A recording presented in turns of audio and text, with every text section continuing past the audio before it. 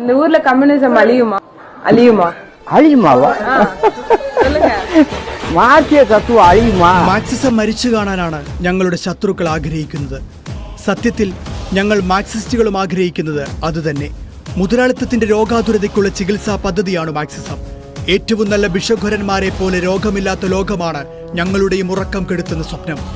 മുതലാളിത്തം ജന്മം നൽകിയ രോഗപീഠകളിൽ നിന്ന് മനുഷ്യവംശം മോചനം നേടിയാൽ ഞങ്ങൾക്കും അവസാനിക്കാത്ത കമ്മിറ്റി യോഗങ്ങൾ നിർത്തിവെച്ച് കടപ്പുറത്തിരുന്ന് കാറ്റുകൊള്ളുകയോ സംഗീതശാലകളിൽ കുടുംബത്തോടൊപ്പം ചെലവഴിക്കാനോ സാധിക്കുമല്ലോ. എന്നാൽ മുതലാളിത്തത്തിന്റെ രോഗാതുരതകൾ അണമുറിയാതെ രശനിപാതം പോലെ മനുഷ്യന് മേൽ പെയ്തിറങ്ങുമ്പോൾ തൽക്കാലത്തേക്കെങ്കിലും മാർക്സിസത്തെ മരിക്കാൻ ഞങ്ങൾ അനുവദിക്കുന്നില്ല. Terry Eagleton why Marx was right എന്ന പുസ്തകത്തിൽ വിളക്കിച്ചേർത്തിയ വരികൾ അന്വർത്ഥമാകുന്നു.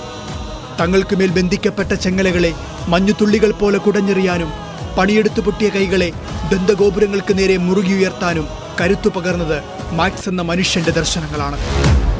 ട്രയറിലെ അതിസമ്പന്ന കുടുംബത്തിൽ ജനിച്ചിട്ടും ചേരികളിൽ അയാൾ അന്തിയുറങ്ങിയതും പട്ടിണി കാർന്നു തിന്നതും രോഗം കൊണ്ട് വലഞ്ഞതും ചൂഷിതരായ തൊഴിലാളികൾക്ക് വേണ്ടിയായിരുന്നു. ചേരികളിലും ചാളകളിലും പട്ടിണി കൊണ്ട് പിടഞ്ഞു വീഴുന്ന അവരുടെ വിമോചനത്തിന് വേണ്ടിയായിരുന്നു.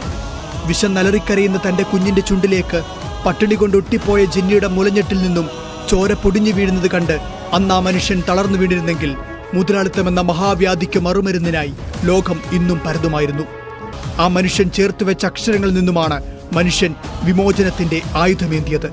സ്വേച്ഛാധിപതികളും ഏകാധിപതികളും നിലംപൊത്തിയതും ഒക്ടോബർ വിപ്ലവത്തിനും അതിനുശേഷം ഏഷ്യയിലും ആഫ്രിക്കയിലും ലാറ്റിൻ അമേരിക്കയിലും കരീബിയയിലുമുള്ള രാഷ്ട്രങ്ങൾ കൊളോണിയലിസത്തെ കൊന്നു കുഴിച്ചുമൂടിയതിനും കാരണമായ വിമോചന പോരാട്ടങ്ങൾക്ക് ചോരയും നീരുമായത് ആ മനുഷ്യദർശനമാണ്. മാർക്സിനോട് ലോകം കടപ്പെട്ടിരിക്കുന്നു. കാരണം അയാൾ വിശന്നിരുന്ന് കണ്ട സ്വപ്നങ്ങളിൽ പിറന്നു വീഴാനാണ് ചൂഷിതരായ തൊഴിലാളികൾ ഇന്നും കിനാവ് കാണുന്നത്.